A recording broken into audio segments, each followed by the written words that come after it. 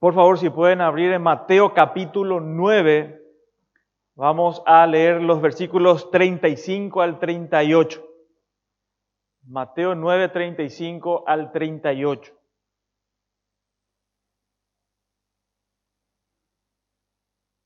Dice así la Escritura: recorría Jesús todas las ciudades y aldeas, enseñando en las sinagogas de ellos y predicando el evangelio del reino y sanando toda enfermedad y toda dolencia en el pueblo.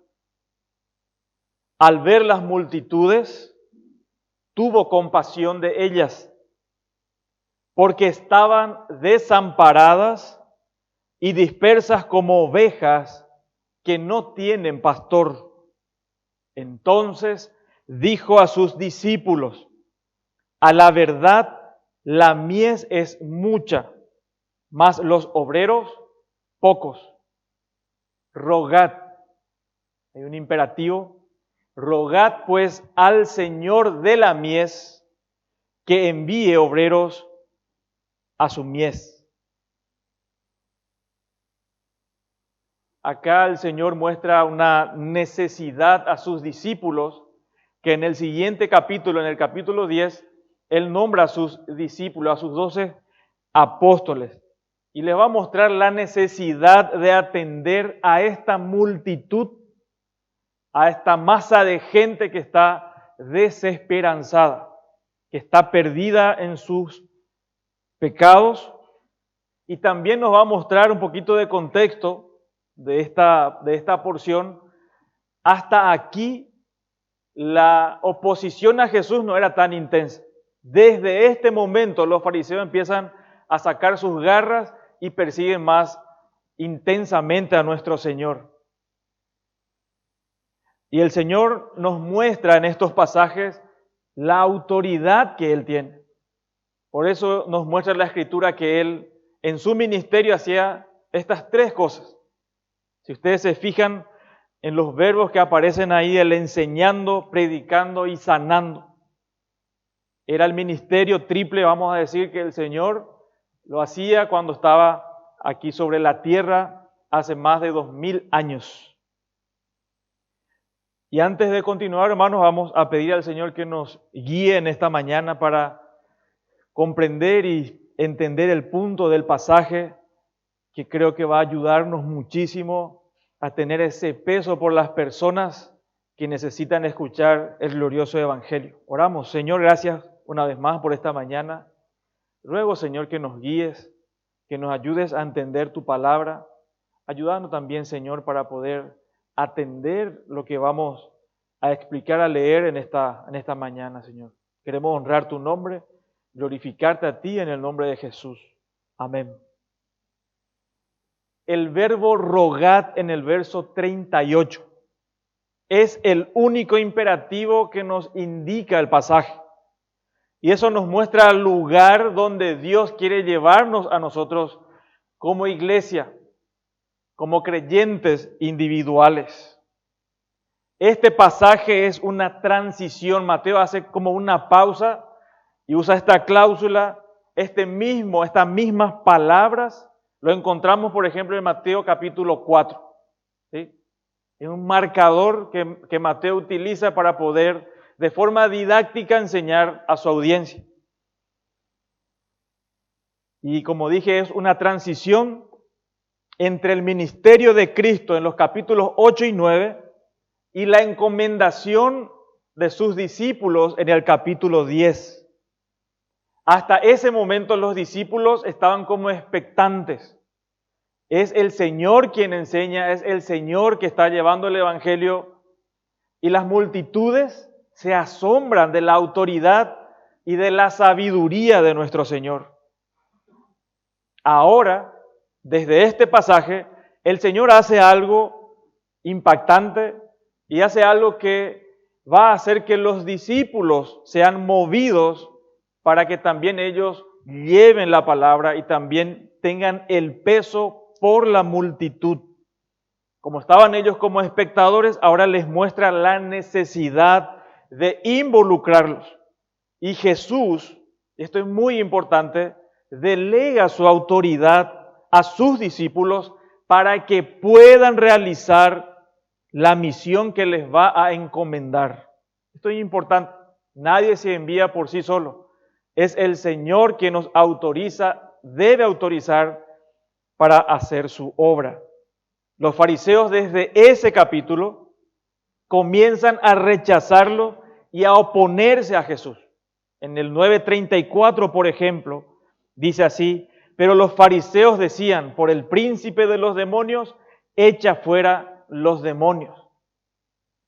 La multitud en este pasaje está agonizando en su pecado y sin el más mínimo interés de los líderes religiosos. La multitud, esta multitud, tiene una necesidad. Y esto es importante también que vamos a analizar más adelante. La multitud, las personas, la humanidad en general, tiene una necesidad. La necesidad más grande. Los discípulos, en ese tiempo, ni nosotros podemos ser indiferentes a la necesidad de las personas. Tenemos un gran privilegio y responsabilidad de proclamar el Evangelio a los perdidos. Y nuestro Señor nos muestra la forma de hacerlo.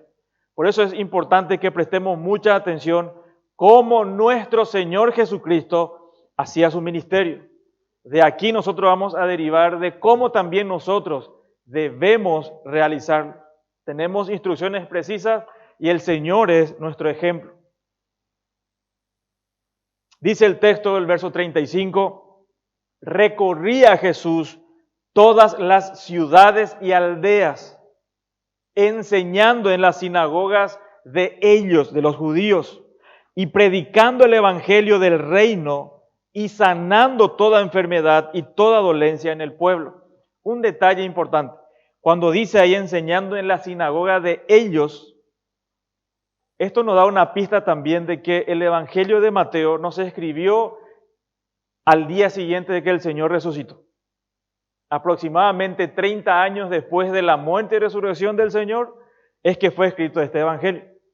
Entonces, por eso se ve una marcada diferencia. Ya no dice Mateo que era un judío en nuestra sinagoga, sino en la sinagoga de ellos. Ya había una separación de los cristianos de los judíos en ese caso.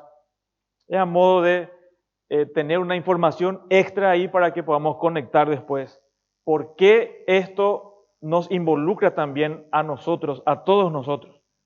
Si se fijaron en el pasaje, hermanos, tenemos 3 verbos en forma de participios. Dice, enseñando, predicando y sanando. Esto es lo que está diciendo, es cómo el Señor Jesucristo trabajaba, cómo el Señor hacía su ministerio mientras estaba aquí en la tierra. Y entonces esto nos muestra como un resumen del triple ministerio mesiánico de Jesús en las ciudades y aldeas de Galilea. Y Jesús hacía 3 cosas. En primer lugar, dice la Escritura ahí, Él enseñaba la palabra de Dios. Enseñando es la palabra griega didasco. Significa enseñar, instruir. Y Mateo agrega, como ya les comenté, en las sinagogas de ellos. Estas sinagogas se desarrollaron durante el exilio en Babilonia, que comenzó allá en el 586 antes de Cristo. Como no tenían templo para reunirse, estaban en el exilio, entonces los hacían en lugares específicos. Fueron centros comunitarios de la vida de los judíos. Ahora, la política de libertad de la sinagoga permitía entregar la lectura y explicación del pasaje a cualquier rabino o maestro visitante. Y es notable que en el libro de los Hechos, Pablo, ¿dónde hacía primero su ministerio? Cuando se iba a una ciudad para evangelizar, en el primer lugar donde iba era en las sinagogas. ¿Por qué? Porque todavía en ese entonces se les permitía a los cristianos o a algunos entrar para enseñar la Escritura. Pablo y Jesús aprovecharon ese privilegio para esparcir el Evangelio en el primer siglo. En Mateo 4:23 dice, Jesús viajó por toda la región de Galilea, enseñando en las sinagogas de ellos. Y según Lucas, no hace falta que lo abra, tenemos muchos pasajes, vamos, todo a modo de información. Podés anotarlo y después leerlo, pero vamos a seguir para poder terminar en el tiempo. Según Lucas 4:16 al 21, en Nazaret, la ciudad natal de Jesús, Jesús aprovechó la ocasión para mostrar por medio de la porción de la Escritura, ¿se acuerdan? Cuando se levanta él, lee la Escritura y dice, esta profecía hoy se está cumpliendo, que él era el cumplimiento de esa profecía. Jesús era aquel profeta prometido por Moisés. En Deuteronomio 18, 15 al 18 dice, profeta les levantaré de en medio de sus hermanos como tú, le dice Dios a Moisés, y pondré mis palabras en su boca, y él les hablará todo lo que yo mandare. Y allá en Hechos capítulo 3, cuando Pedro predica el evangelio a esa multitud, Pedro cita estas mismas palabras y lo aplica ¿a quién? A Jesucristo, al Señor Jesucristo. En primer lugar, el Señor predicaba la palabra de Dios. En segundo lugar, Él predicaba el evangelio. El otro verbo que aparece en nuestro texto dice predicando, querizo es la palabra griega, significa proclamar como un mensajero, como un heraldo. Y notemos que Jesús no solo enseñaba las Escrituras en la sinagoga, sino que predicaba en las calles y aldeas. Y por favor, procuremos bajar a tierra un poquitito y tratar de dimensionar lo que está pasando. Y preguntémonos un ratito, ¿cuál era el mensaje que el Señor Jesucristo, el propio Jesucristo, no el predicador que nosotros admiramos muchas veces, sino Jesucristo, el Rey del universo, predicaba en las ciudades? ¿Qué es lo que Él proclamaba? Y la Escritura dice, y predicaba el evangelio del reino.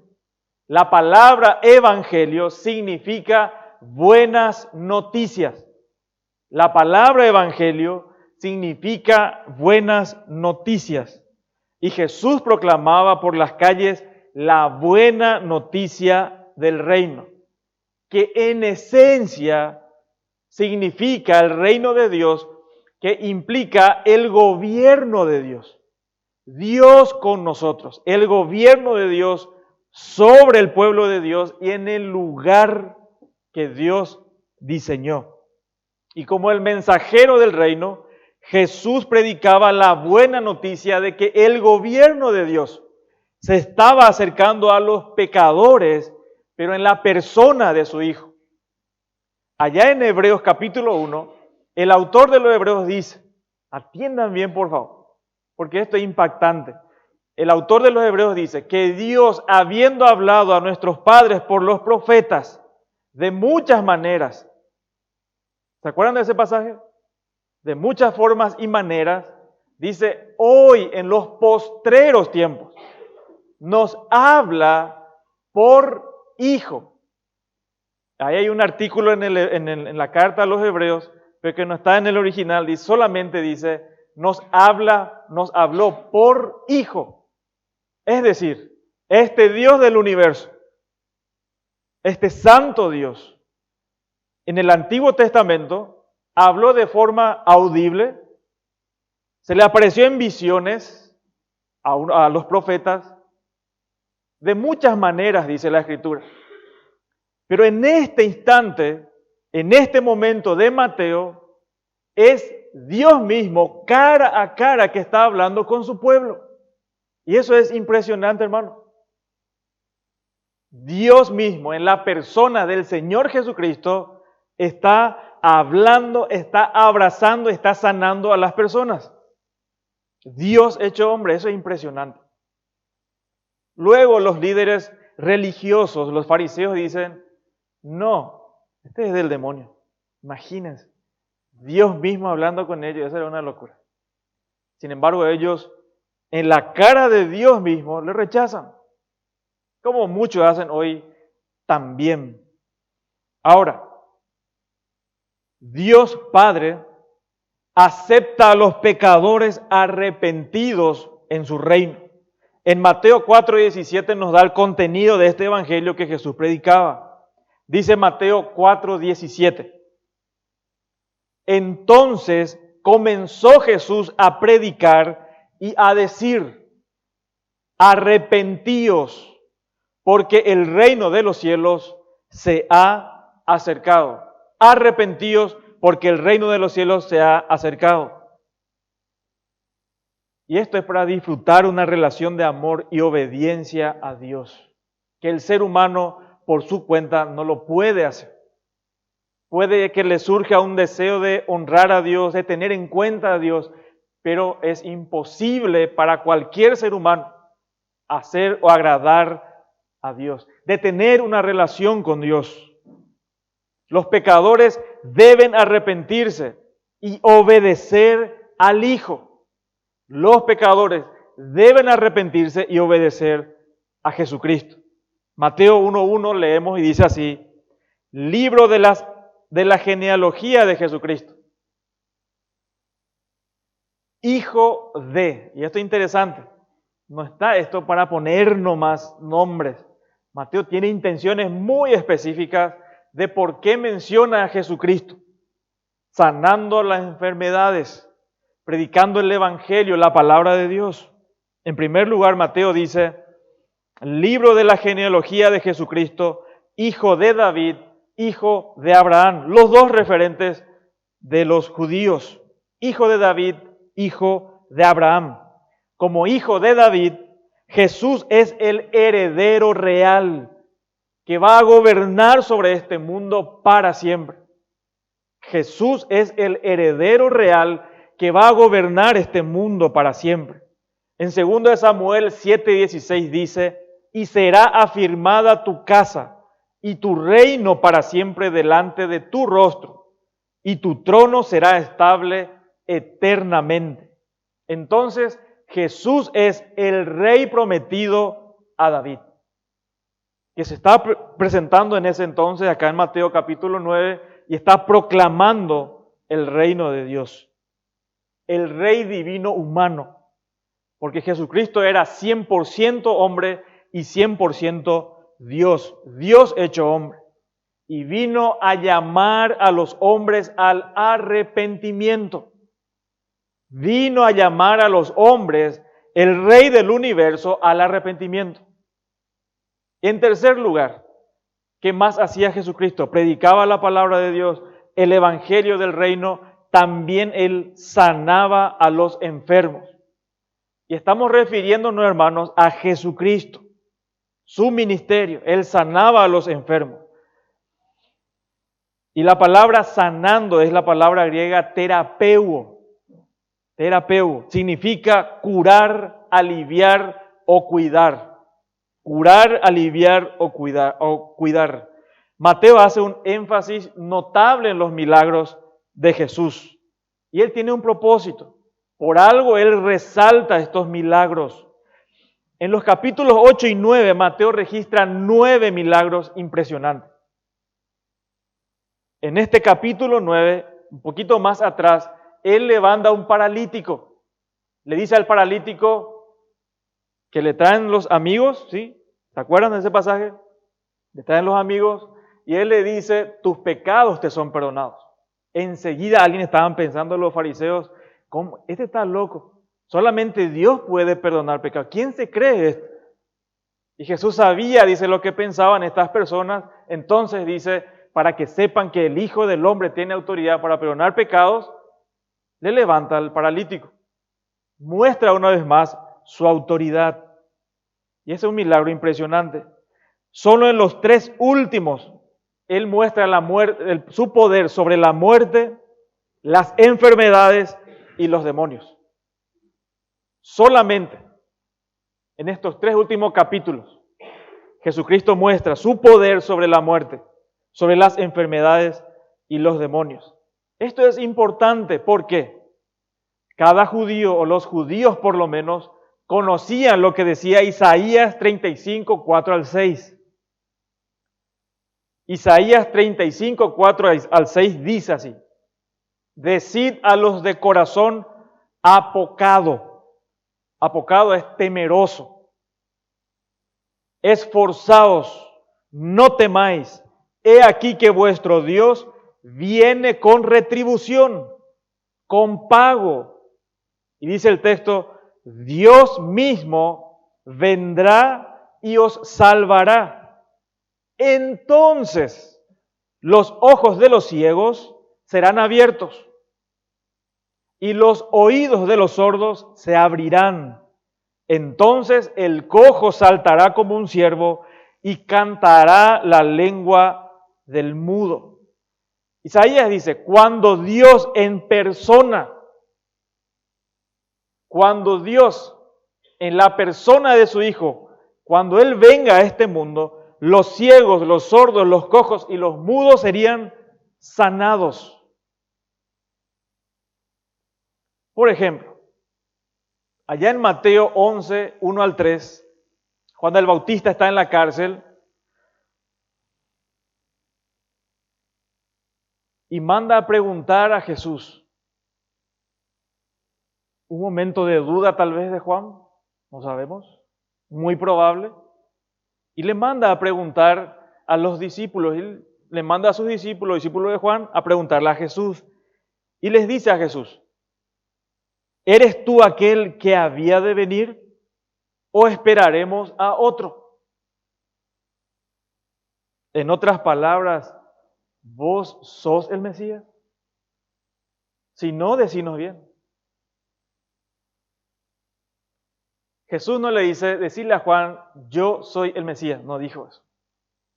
Entonces Jesús le dice, y haced saber a Juan las cosas que oís y veis.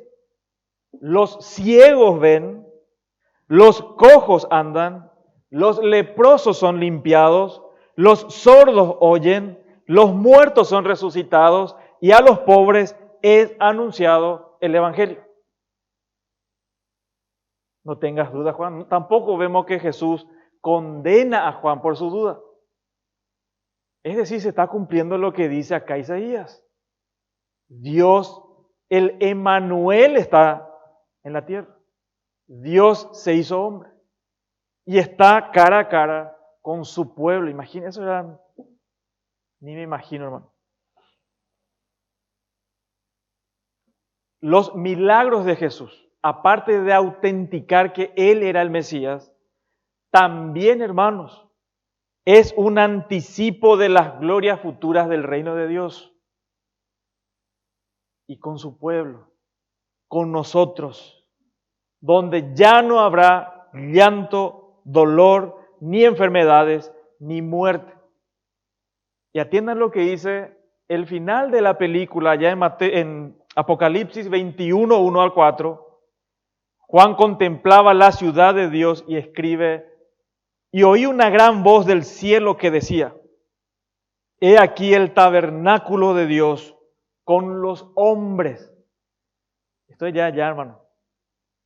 Allá. Y mira el texto, por favor. Por ahí alumbra tu corazón y te da esperanza y te da paz en este tiempo tan turbulento. Y esta es la promesa que nosotros tenemos. Esto es lo que vamos a disfrutar, no lejos de Dios, Dios mismo entre nosotros. Y oí una gran voz del cielo que decía, he aquí el tabernáculo de Dios con los hombres, y Él morará con ellos, y ellos serán su pueblo, y Dios mismo, no otro, dice, Dios mismo estará con ellos como su Dios. Dios está con nosotros. Hoy está con nosotros. Pero no lo vemos. no le vemos a Dios. Ahí ya no va a ser en esta circunstancia. Ahí va a ser cara a cara. Ahí vamos a estar con nuestro Dios, hermano. Enjugará Dios toda lágrima de los ojos de ellos. Y ya no habrá muerte, ni habrá más llanto, ni clamor, ni dolor, porque las primeras cosas pasaron. Ahora, pensá un ratito. Si el Hijo de Dios, cuando estaba acá en la tierra, en esa condición de debilidad, ¿sí?, en esa situación de hombre y humillado, pudo resucitar muertos, sanar las enfermedades en ese tiempo, resucitar muertos. Imagínense ahora en todo su esplendor, en todo su poder. Allá Juan, el discípulo amado, ve a Jesús allá en Apocalipsis y cae en coma, imagínense. El discípulo amado no pudo soportar el poder de Cristo. Y cuando Cristo venga por segunda vez, ya no va a ser tratado de esta manera humillante que le trataron allá hace más de 2000 años. Él va a venir con poder para someter a las naciones. Y eso Cristo va a hacer, no la iglesia. Cristo en su segunda venida va a someter a este mundo. Entonces, hermanos, lo que podemos ver en este ministerio de Jesús, en esta enseñanza, evangelización y milagros de Jesús, Jesús demostró que era el profeta anunciado por Moisés, ¿sí?, el rey prometido al rey David y el Mesías anunciado por Isaías. Esto es lo que demuestra estos pasajes que hemos leído. Y ahora más, Jesús con esa autoridad va a delegar su ministerio.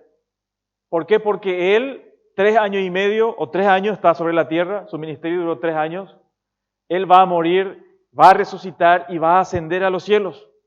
Ahora, ¿quiénes se van a quedar para llevar a cabo esa misión?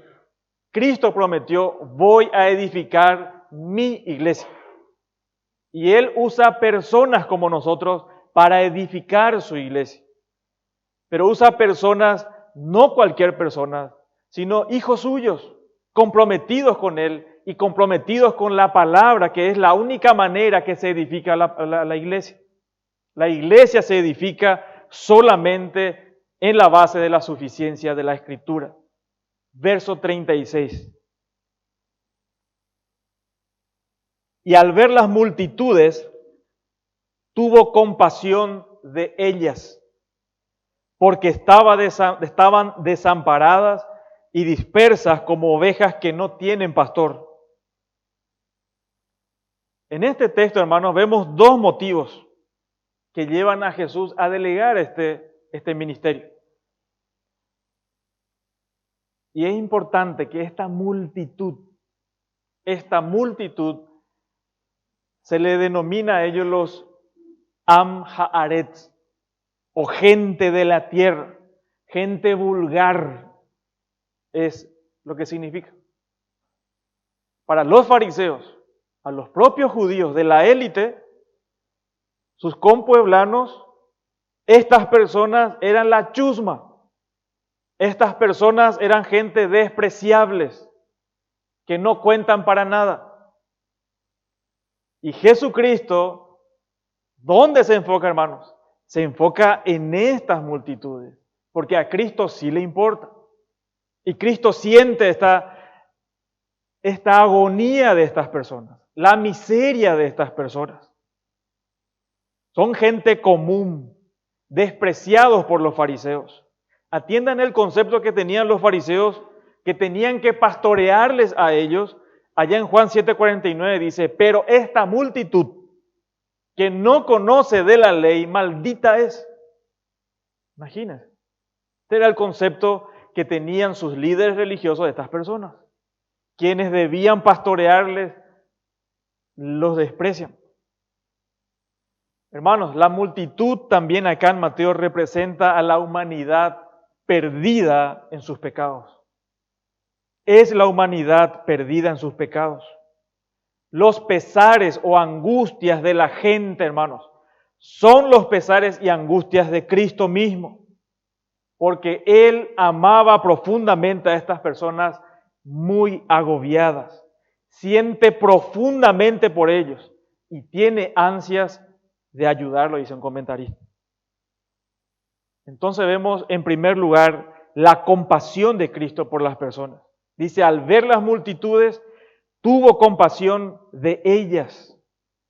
Esta palabra tuvo compasión es un verbo y significa ser movido en las entrañas. Ser movido en las entrañas. Hermano, el tema del corazón es una más de las cosas de este siglo, ¿verdad? La gente no decía que sentía algo en su corazón. No, en la panza uno siente cosas, ¿verdad? El asiento de las emociones acá en las entrañas. Acá lo único que bombea o a veces para y ahí chau, ¿verdad? Pero donde sentimos angustia, cuando uno está preocupado, ¿dónde siente? Mi corazón, no, acá en tu estómago. Y por eso trata esta palabra, ser movido a las entrañas. Ser movido a compasión. Es una emoción que conmueve lo más recóndito del ser del hombre. Esta es la palabra griega para expresar con mayor fuerza la idea de compasión. Y Jesús, hermanos, tuvo compasión. Lo que los evangelios nos muestra vez tras vez es esta característica del Señor que tuvo compasión de la multitud. Aquí en nuestro texto dice, tuvo compasión porque les ven como ovejas que no tienen pastor. Tuvo compasión de los hambrientos y necesitados que le seguían en el desierto. Tuvo compasión de los leprosos.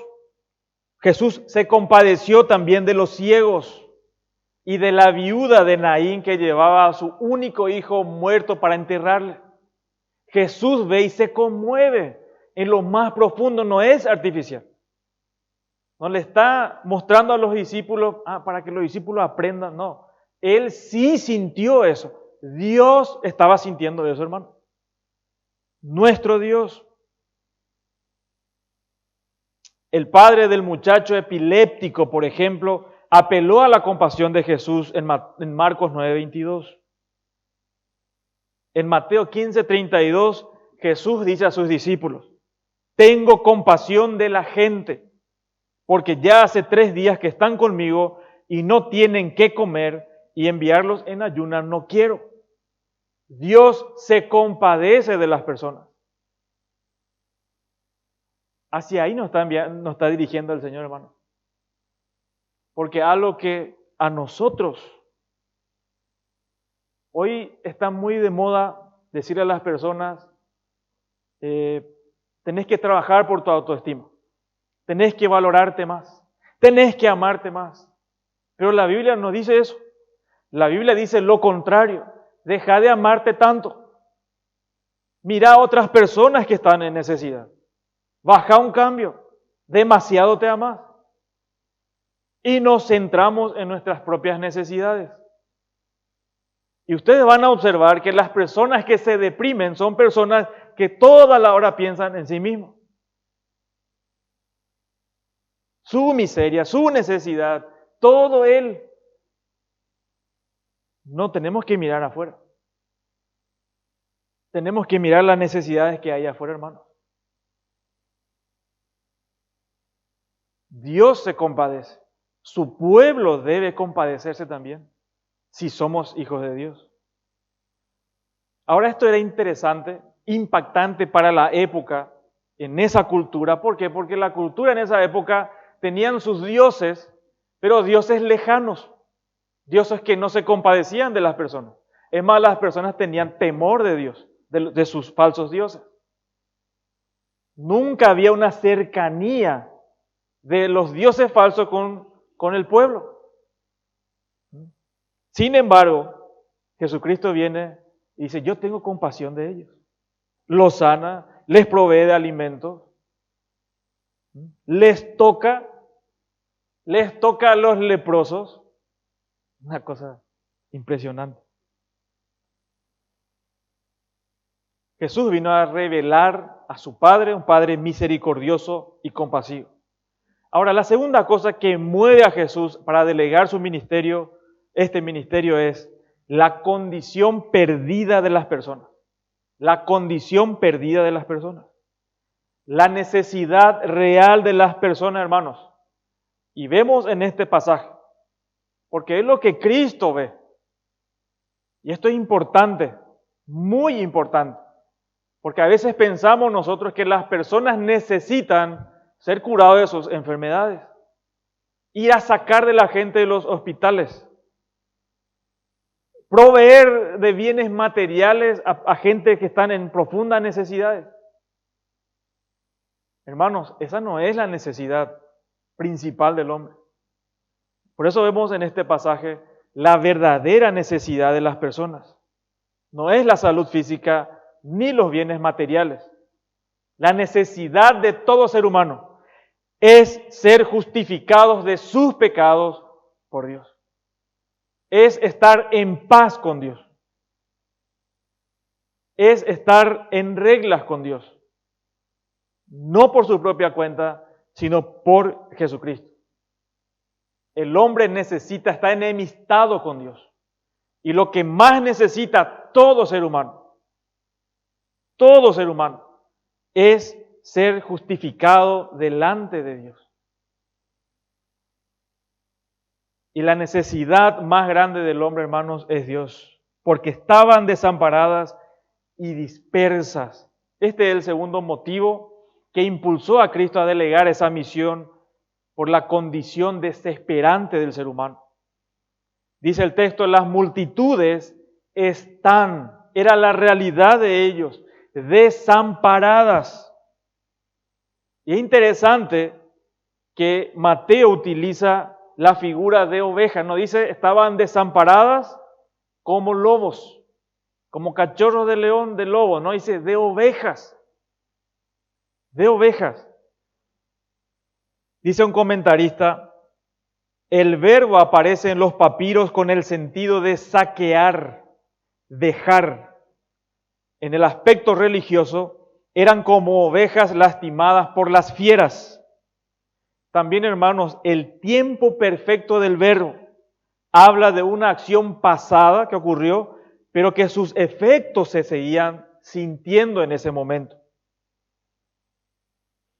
Están completamente exhaustas, expuestas a bestias rapaces, al hambre y la sed. ¿Qué animal doméstico es más dependiente y por eso más indefenso cuando se deja solo que la oveja? Cualquier animal solo sobrevive. La oveja solo no sobrevive. Es un animal dependiente. Necesita que se les pastoree. Necesita que se le muestre dónde está el agua, su comida, que le trasquilen, que le corten su lana. Solo él se muere solo. La oveja descuidada sin protección y que no es buscada. Qué interesante cuadro, hermano, de los pecadores abandonados a su suerte por los rabinos de aquel tiempo. La gente como ovejas necesitaba verdaderos guías y pastores.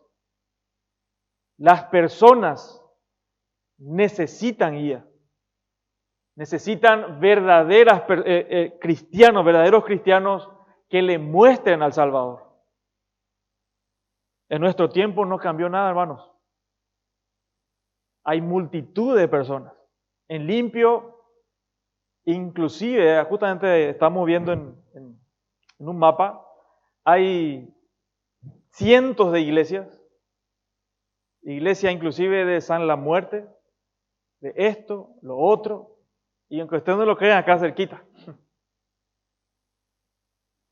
E iglesias que pululan por todos lados. Alquilan un saloncito y ahí hacen su merequetengue, ¿verdad? Pero la realidad es que están devorando a las personas. algo ausente en las iglesias es el Evangelio. Puras motivaciones. ¿Cómo ayudarte a que vos levantes tu potencial y consigas el éxito que tanto necesitas? No, hermanos. La necesidad brutal de las personas es que están separadas, están muertos. Las personas están muertas en sus delitos y pecados. Esa es la realidad de las personas. Están a merced de las consecuencias destructivas de sus propios pecados, de los engaños de Satanás, de los falsos maestros que pelan a las ovejas. Ahora, una de las funciones de los pastores, de los buenos pastores, era de espantar a los predadores con el golpe de su vara. Ahora, si Jesús muere, resucita, se va al cielo, ¿quiénes van a cuidar de estas personas? En segundo lugar, dice, las personas están dispersas. Están desamparadas y dispersas. Eran ovejas golpeadas y derribadas espiritualmente y no tenían quien les levante. Todavía hay muchas almas heridas, decepcionadas, frustradas con su fe. Tal vez hoy estás en esta mañana en esta situación. Tal vez viniste golpeado de algún lugar.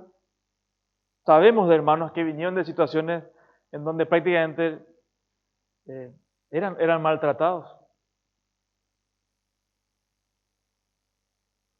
Ahora, hermanos, una de las funciones del pastor era levantar a las ovejas heridas con su cayado.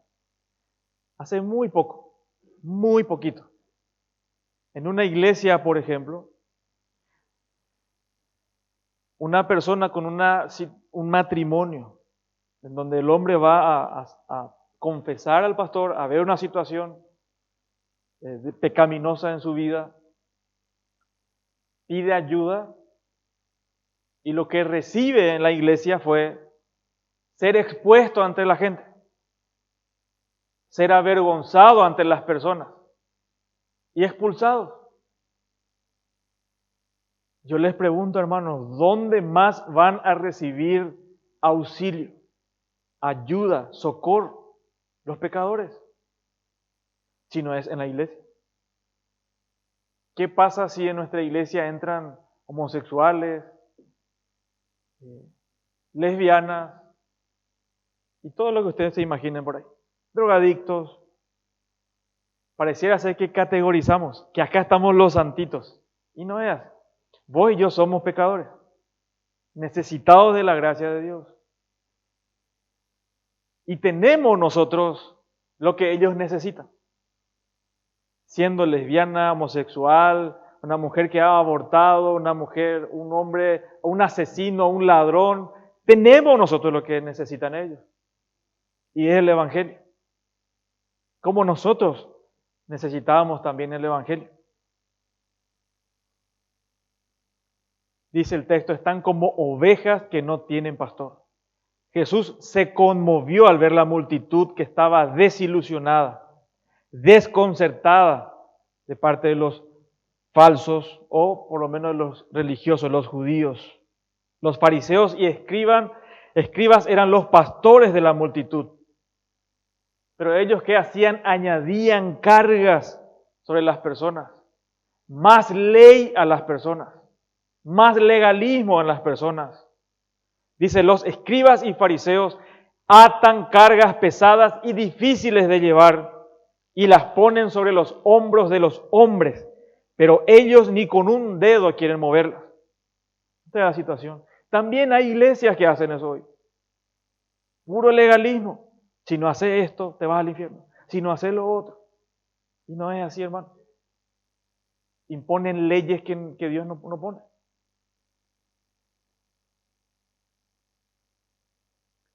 La religión legalista nos impone la pesada carga de obtener justicia por medio de obras. Dice la Escritura, porque de la justicia que es por la ley, Moisés escribe así: el hombre que haga estas cosas vivirá por ellas. Ahora, ¿cuál es la buena noticia en el falso evangelio de esta religión? Que si obedeces los mandamientos, vas a tener vida eterna. Esta semana hablé con una pareja ya grande, donde el marido era un alcohólico, pero que se convirtió, dice. Ellos se van a la iglesia tradicional, están ayudando a drogadictos, Entonces le pregunto, ¿y si mañana no te despertás de la cama? Mañana amanece, pero ustedes dos están en la cama tendidos sin pulso, están muertos. ¿Dónde van a pasar la eternidad? Y no sé. Por eso estamos haciendo estas cosas para que Dios nos reciba. Y muchas personas sinceramente piensan que así se van a salvar. Que viviendo de cierta manera Dios va a decir, sí, vos si estás intentando, yo te voy a salvar. Y eso es un engaño. La Escritura no dice eso, hermano.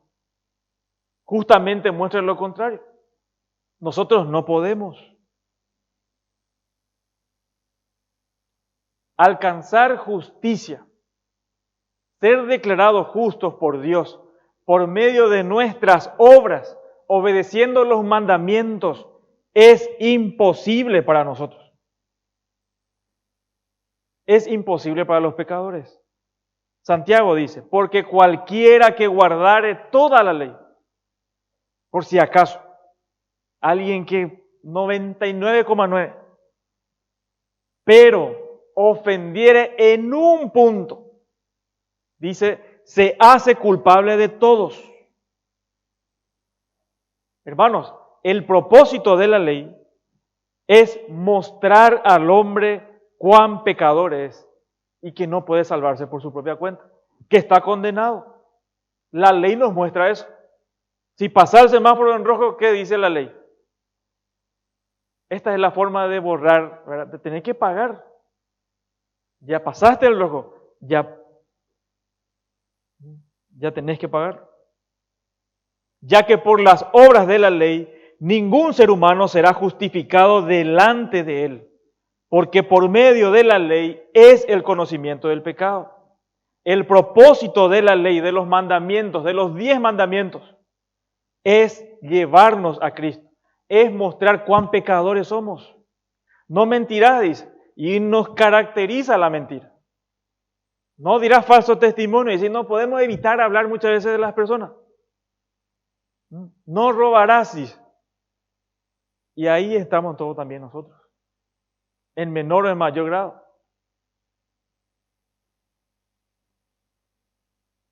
Gálatas 3:24 dice, de manera que la ley ha sido nuestro tutor para llevarnos a Cristo, a fin de que fuésemos justificados. Ahí nos muestra cómo. Por la fe.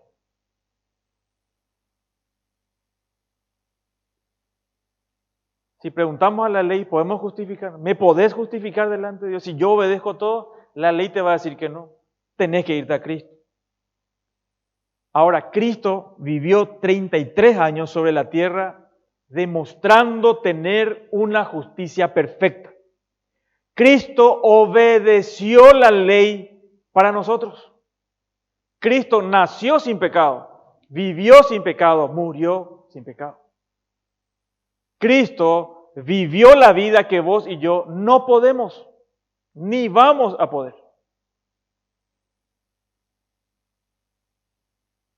Él obedeció la ley para nosotros, pero Jesús el justo decidió morir por nosotros los injustos. Y Jesús no murió en la cruz como un ejemplo moral para impactarnos o conmovernos o para mostrarnos cómo podemos obtener éxito en la vida. ¿Cómo poder reconstruir una familia? No, hermanos. el significado de la cruz es mucho más profundo. ¿Sabes qué significa la cruz? La cruz significa sustituto.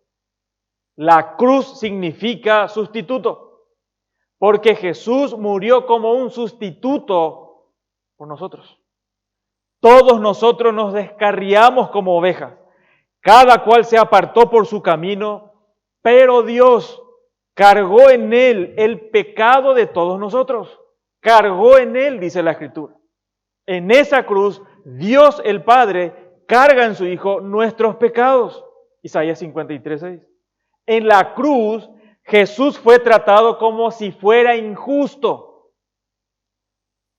Jesús fue castigado como si fuera el culpable de todos nuestros pecados. Y Él no era culpable. Él en la cruz estaba recibiendo la ira de Dios. Jesús fue castigado como si fuera el culpable de todos nosotros. Mas Dios cargó en Él el pecado de todos nosotros.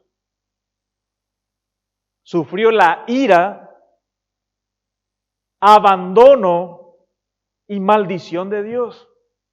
Jesucristo el justo.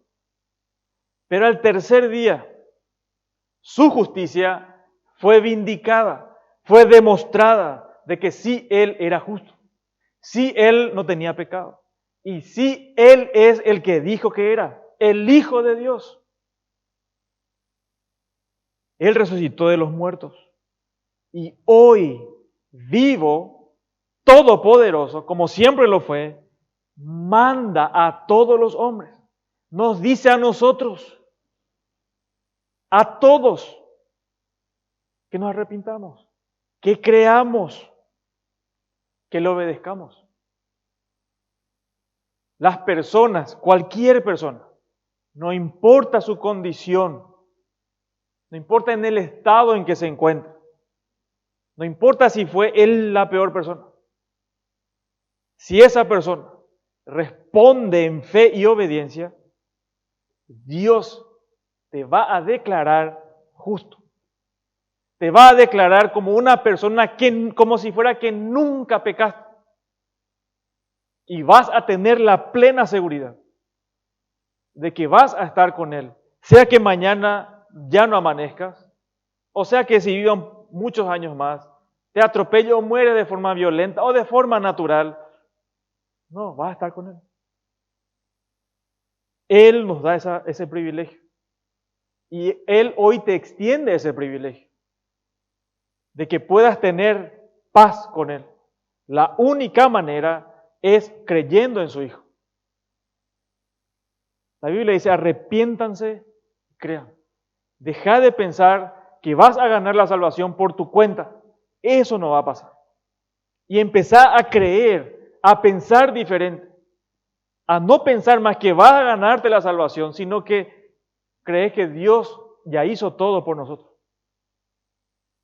La cruz es esa señal. Nosotros predicamos, hermanos, el consumado es. Es decir, lo que Cristo ya hizo. Ahí está nuestra seguridad. Nuestra seguridad no está en qué vamos a hacer de ahora en más. No. En lo que Cristo ya hizo. Y si hay personas en este lugar que todavía piensan que son cristianos probablemente, pero que viven una vida alejados de Dios. Vidas que hacen lo que se le antoja. Al fin y al cabo hacen lo que se le antoja. No obedecen a Cristo. Viven su vida como se le antoja. Viven por su cabeza. No, vos tenés un dueño. Cristo no es solamente Salvador, Él es Señor. Él es Dios. Y nosotros estamos para honrarla, obedecer.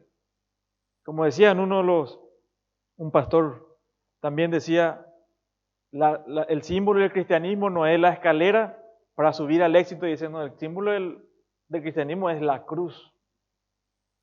Es rendirnos a la cruz, es humillarnos.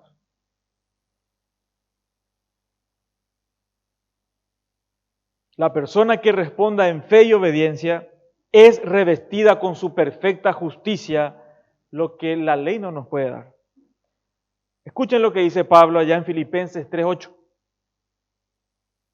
Pablo dijo que ya no confiaba en su propia justicia que es por la ley, sino en la que es por la fe de Cristo. Es decir, la justicia de Dios por la fe. Es creer lo que Cristo ya hizo. Que Cristo estaba sufriendo en mi lugar, en tu lugar, tus pecados que tan campantemente cometemos. Cristo murió por ellos, por esos pecados. Y estaba siendo molido en esa cruz por nuestros pecados.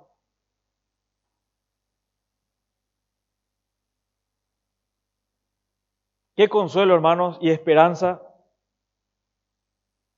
habrá sido oír de los labios de Jesús estas palabras.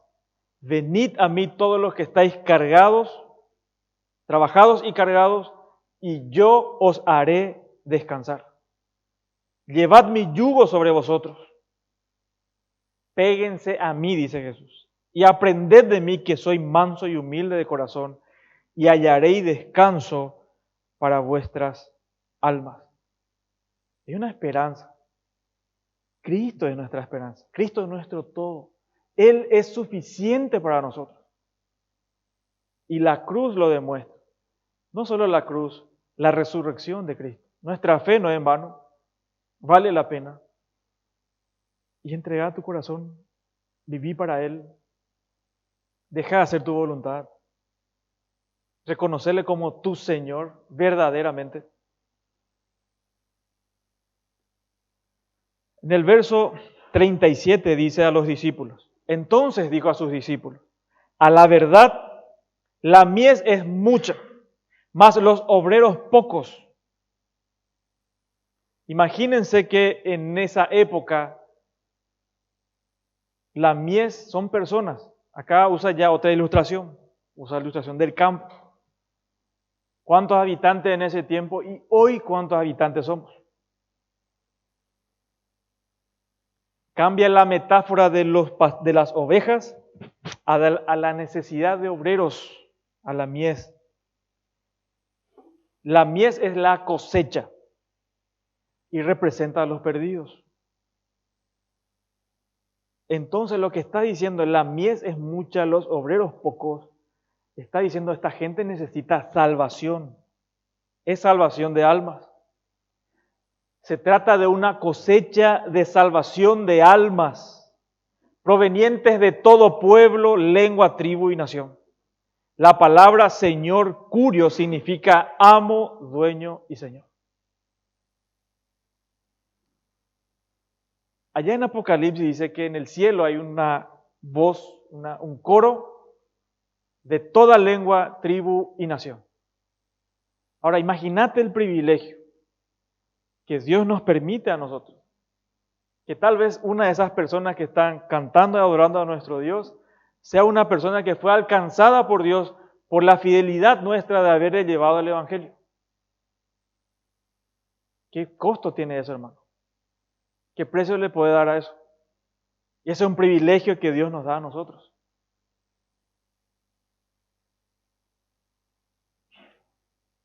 La palabra Señor es la palabra de autoridad y de la soberanía. El Padre a quien debemos orar es el dueño de la mies. La cosecha de almas es para glorificarle a Él por el despliegue de esta gracia que le da gloria a Dios. Dios es soberano sobre la salvación de las almas. Nosotros debemos predicar y Él va a salvar.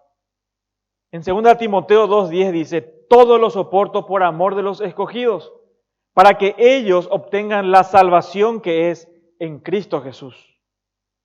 Pablo dice, todo lo soporto por los escogidos, por los que Dios va a salvar. Se nos acusa mucho de que nosotros no predicamos el Evangelio, porque creemos en la elección de Dios. Y nada que ver. Nada que ver. Lo que instamos a la iglesia y la razón por que la iglesia está todavía en este mundo es que hay que predicar el Evangelio. Nadie se va a salvar si no cree en el Evangelio. Nadie, ni un ser humano, por más elegido que sea, si no cree en el Evangelio no es salvo. Por eso es la necesidad de predicar, hermanos. La elección es un asunto de la soberanía de Dios, pero la evangelización es una responsabilidad de la iglesia. Es nuestra responsabilidad. Yo no sé quiénes son los elegidos, no sé si quién es elegido. A mí no es mi responsabilidad saber quién es elegido. Eso Dios no nos dio a nosotros, esa responsabilidad. No, es de predicar a todos, a todo el que se nos cruza por el camino, hermanos. Y Dios es soberano sobre los frutos de la labor. Jeremías predicó casi 40 años con poder. ¿Cuántos se convirtieron? Poquísimo. Se podía decir que fracasó en ese sentido. Pero Dios no fracasa. En Hechos, Pedro predica un sermón, el Evangelio. ¿Cuántos se convierten? Más de 3.000 personas ahí en el acto. Esa es obra de Dios, hermano. Nosotros predicamos el Evangelio. Insistimos todas las veces que se pueda. Pero Dios va a salvar. Nosotros no le salvamos ni a nuestros hijos, ni a los familiares, ni a las personas de afuera. La responsabilidad es presentar de forma fiel y clara el Evangelio. Ahora, también la evangelización no es tarea momentánea, es una obligación permanente. Y esa es la razón, una de las razones por lo que Dios nos deja todavía acá en este mundo. ¿Y qué pide el Señor? Acuérdense de la autoridad de Cristo. Y Cristo le dice a sus discípulos, rueguen, rogad pues al Señor de la mies, que envíe obreros a su mies. El verbo rogad significa carencia o necesidad. Es esa clase de oración que emana de un sentido de necesidad. No podremos hacer súplicas al Señor con un corazón satisfecho y un estilo de vida centrado en nosotros mismos, en nuestras propias comodidades. No vas a sentir nada por las personas.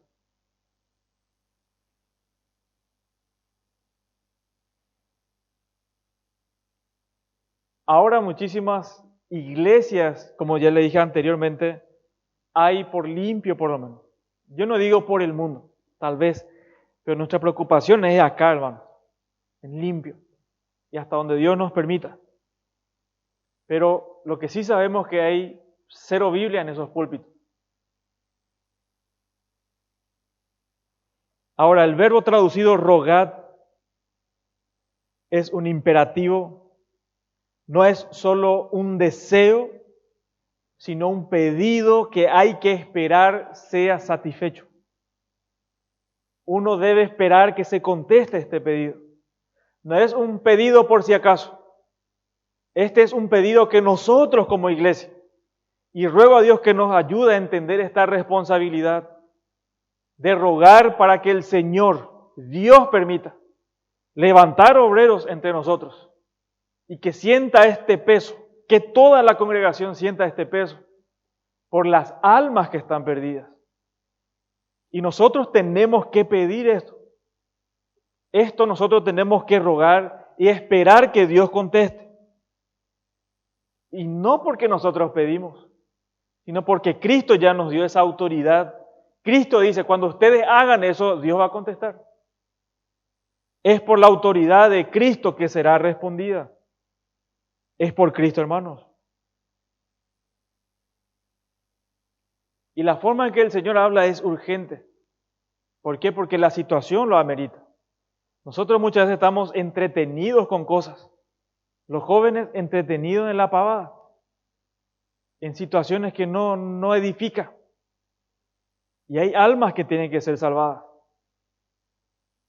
Necesitamos estar conscientes de la necesidad de afuera, hermanos. La primera responsabilidad no es ir al campo, es decir, salir como locos y empezar a trabajar, sino ir al Señor. Por eso dice, rueguen al Señor primero. Rueguen a Dios. Vayan al Señor y empiecen a suplicar. Porque en la presencia de Dios, tu corazón y mi corazón se santifica, se llena de gozo, poder, compasión por los perdidos. No vamos a tener compasión por los perdidos fuera de la comunión con Dios. A medida que conocemos a Dios, nuestro corazón se va a derretir por las personas. Y no lo vamos a tener como la chusma. Sí nos va a interesar y vamos a ver lo que en realidad son. Que están perdidos en sus pecados. Necesitan salvación. ¿Cuál es el pedido? ¿Cuál es nuestro ruego? Que Dios envíe. Y esta palabra enviar significa echar fuera, expulsar, empujar afuera, desterrar. Es que el Señor empieza a trabajar en nuestras vidas. Y si podemos decir de forma violenta.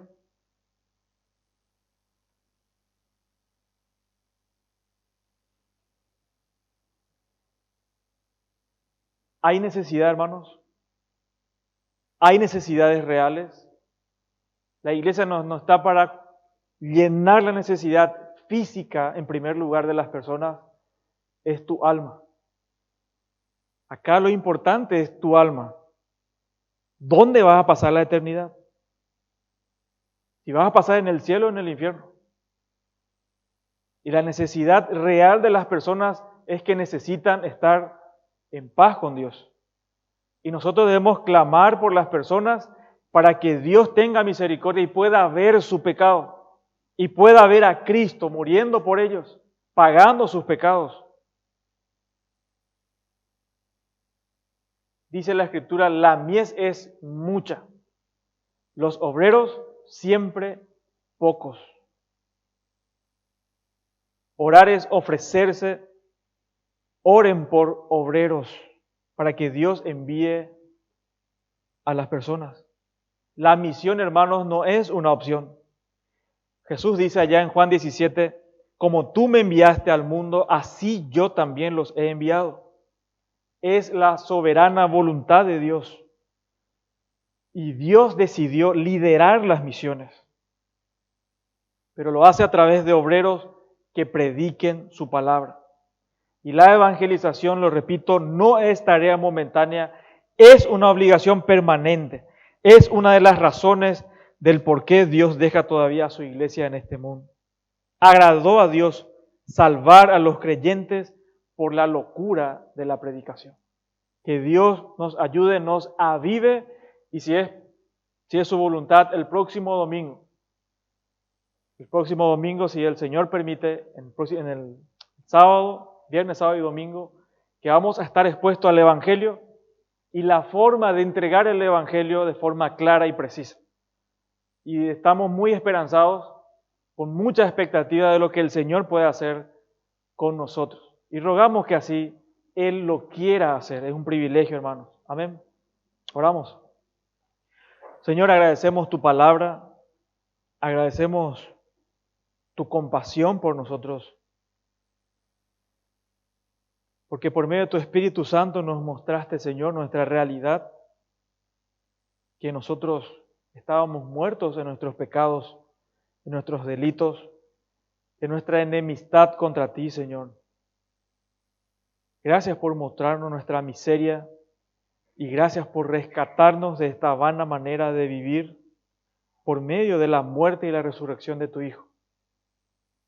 Gracias por este tiempo que abrimos tu palabra y vimos tu compasión por las personas. Que tú eres un Dios cercano, que también, Señor, utilizas a vasos frágiles como nosotros. Nosotros vasos de barro, que tenemos este tesoro precioso de tu Evangelio para que la gloria sea tuya, Señor. Bendice a tu iglesia. Rogamos, Señor, rogamos que tú avives en primer lugar en nuestros corazones el deseo y la necesidad de llevar tu Evangelio a nuestros familiares, a nuestros vecinos, en nuestro lugar de trabajo, de estudio. Que veamos, Señor, la necesidad que hay afuera. Que la gente necesita de tu evangelio. Danos, Señor, ese entusiasmo y esas ganas, Señor. Ayúdanos a perder el miedo para poder entregar tu palabra con fidelidad y con poder. Bendice a tu iglesia, Señor. En el nombre de Jesús. Amén.